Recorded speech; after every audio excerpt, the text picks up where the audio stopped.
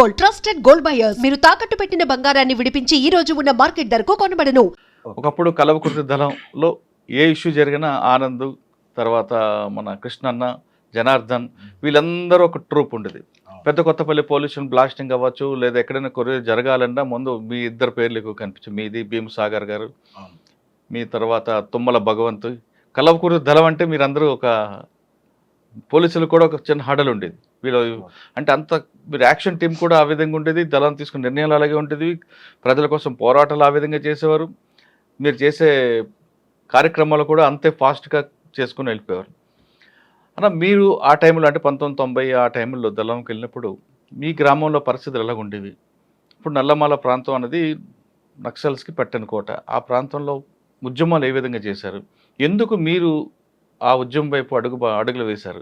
వెళ్ళిన తర్వాత అక్కడ పరిస్థితులు ఏ విధంగా ఉండేవి? ఈ ప్రశ్న సమాధానం చెప్పే ముందు సాగర్ అనే అలియాస్ ఆనంద్ యొక్క కుటుంబ నేపథ్యం ఒకసారి చెప్పండి. మాది వచ్చేసి వ్యవసాయ కుటుంబం సార్.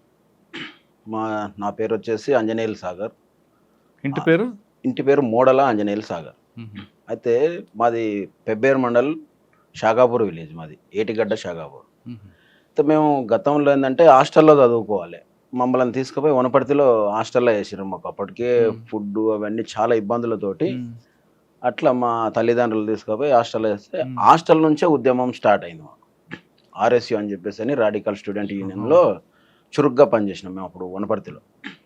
అప్పుడు ఎందుకు అంటే విద్యార్థులకు ఫుడ్ దొరకకపోయేది, చాలా ఇబ్బందులతోటి ఉండేది. హాస్టల్లో ఇవ్వాల్సిన ఫుడ్ కూడా ఇచ్చేవారు కాదు. ఫుడ్ కూడా ఇచ్చేవాళ్ళు కాదు. అంటే అది ఎట్లా ఉంటుండే సార్ అంటే మనం తినడానికి వెళ్తే క్యూ లైన్ కట్టించి చిన్నపిల్లలను ఆ లైన్లో రావాలి, రైస్ తక్కువ ఇవ్వడం, ఆ వార్డెన్స్ అట్లా ఇబ్బంది చేస్తుంటే మేము అన్నల్లో అప్పుడు కొత్తగా స్టార్ట్ అయ్యాడు ప్రభాకర్ అన్న అని ఉండే, సాంబశివుడు, ఒరిజినల్ సాంబశివుడు.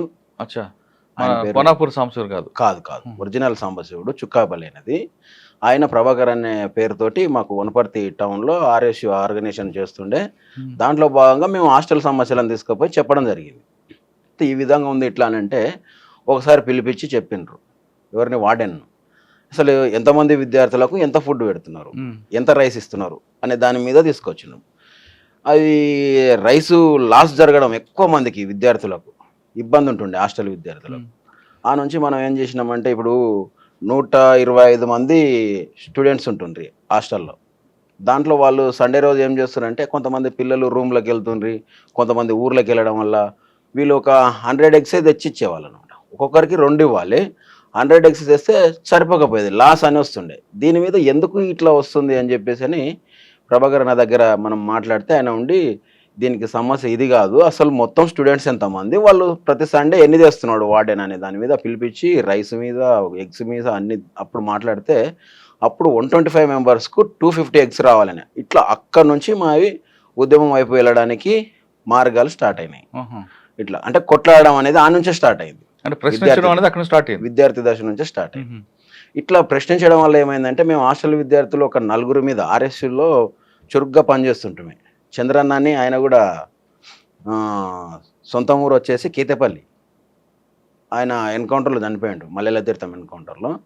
ఆయన, నేను, చెంక ఇట్లా ఒక 4 కలిసి ఇటువంటివి అడగడం వల్ల స్కూల్లో హెడ్ మాస్టర్ మమ్మల్ని బయటికి పిలిచి మీరు ఇట్లా వచ్చేసి అన్నీ లేనిపోయిన పంచాయతీలు చేస్తున్నారు, మీరు ఇక్కడ చదువుకోవడానికి రాలేదు, మీరు వదిలేసి వెళ్ళిపోండి అని చెప్పేసి అని ఇబ్బంది పెట్టి మమ్మల్ని స్కూళ్ళ నుంచి కూడా బయటికి వెళ్ళగొట్టే క్రమం వచ్చింది.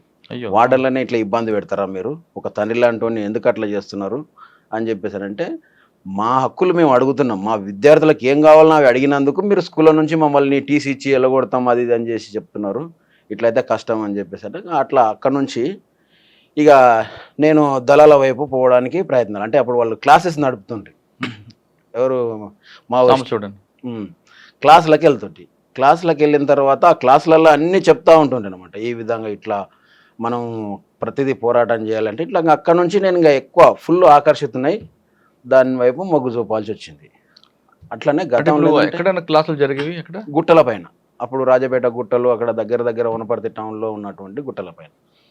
అప్పటికే అన్న కూడా భీమసాగర్ అలియాస్ పాపన్న, ఆయన కూడా ఏంటంటే అక్కడ నుంచి మొత్తం ఆయనకు ఏ జాబ్స్ రాకపోవడం, ఇంటర్ చదివిండు, ఏమి ఇబ్బందులలో ఉన్నాం కదా అని చెప్పేసి ఆయన కూడా దాని వైపు వెళ్ళి ఆయన ఫస్ట్ మూమెంట్ చేసిండు.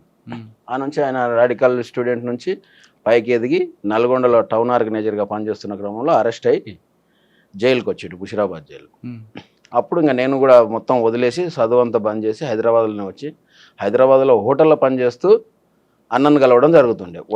జైల్లో ముషిరాబాద్ జైలు అశోక్ నగర్ అని ఉంటుంది. అవును, అశోక్ నగర్లో హోటల్లో పనిచేస్తుంటే నేను అన్నను కలవడం కోసమే కలిసి వాళ్ళకు జైల్లో ఉన్నటువంటి అందరు ఖైదీలు అంటే మన ఈ నక్సల్స్ ఖైదీలు ఎన్ఎక్సెల్ అని అంటారు, ఆ ఖైదీలు అందరికీ ఒక 20-25 మంది ఉంటుండ్రి.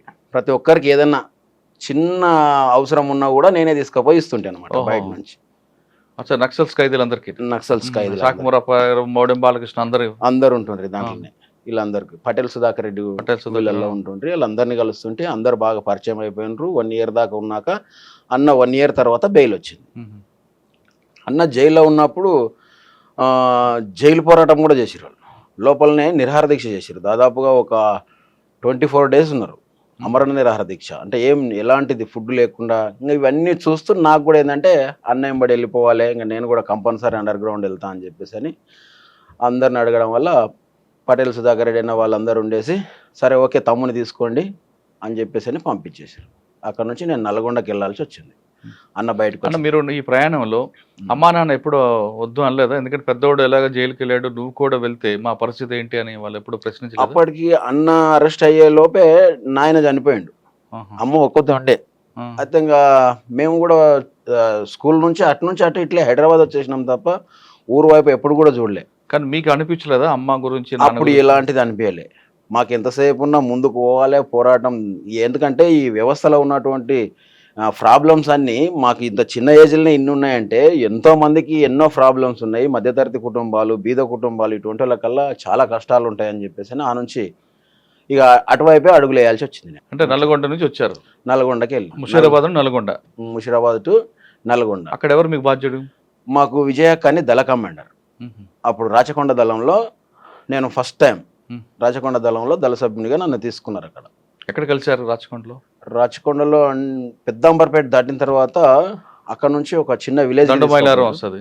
ఇక నాకు అప్పుడు అంతా ఐడియా లేదు, ఫస్ట్ టైం వెళ్ళినాం కాబట్టి అక్కడ నుంచి ఒక చిన్న విలేజ్ దగ్గరకు పోతే అక్కడ వచ్చేసి మనం పికప్ చేసుకొని తీసుకొని పోయారు. నైట్ వచ్చి వాళ్ళు ఒక ఇంట్లో పోయి ఉన్నాము, మధ్యాహ్నం అట్లా పోయి వాళ్ళు నైట్ వచ్చిన తర్వాత నైట్ తీసుకుపోయారు. అక్కడ నుంచి దళంని వెళ్ళిపోయినాయి. అన్న దళంలో తీసుకొని వెంటనే మీకు యూనిఫామ్ ఇవ్వడం చేశారా? లేదు కొంతకాలం మీకు అబ్జర్వేషన్ పెట్టి చిన్న చిన్న పనులు చేయించి తర్వాత యూనిఫాము వెపన్ ఇవ్వడం చేశారా? కొంతకాలం ఒక 1 నెల రోజులు ట్రైనింగ్, వెపన్ గురించి, ఫైరింగ్ ఏ విధంగా చేయాలి అవన్నీ నేర్పిస్తూ సెంట్రీలు చేయడం, ఇటువంటి వల్ల అలవాటు అయిన తర్వాతనే దళ సభ్యునిగా ప్రమోట్ చేశారు. అక్కడ నుంచి నేను అంటే ఇందులో భాగంగా ఈ 4 రోజుల్లో భాగంగా వెపన్ ఒకటే కాకుండా రాజకీయ తరగతులు అటువంటి నేర్పారా? అప్పుడు అక్కడ లేదు. అది వాళ్ళు ఆల్మోస్ట్ ఆ దళం అంతా వాళ్ళ ప్రోగ్రామ్ ప్రకారంగా తిరుగుతూ ఉంటుంటారు. ఏ దళం అన్నది? రాచకొండ దళం. ఆ ప్రోగ్రామ్స్ అంతా అయిపోయిన తర్వాత ఒక 5 months అట్లా అయింది. 5-6 months తర్వాత మళ్ళీ అక్కడ నుంచి నన్ను నల్లమల్ల అడవికి తీసుకుపోయారు. అంటే ఈ దళాలన్నీ అక్కడ ఏర్పాటై కలిసినాయి అనమాట. నల్గొండ నుంచి ఒక 2-3 దళాలు వచ్చినాయి. తర్వాత ఈ మహబూబ్ నగర్ దళాలన్నీ కలిపి అప్పుడు క్లాసులు అక్కడ స్టార్ట్ అయినాయి.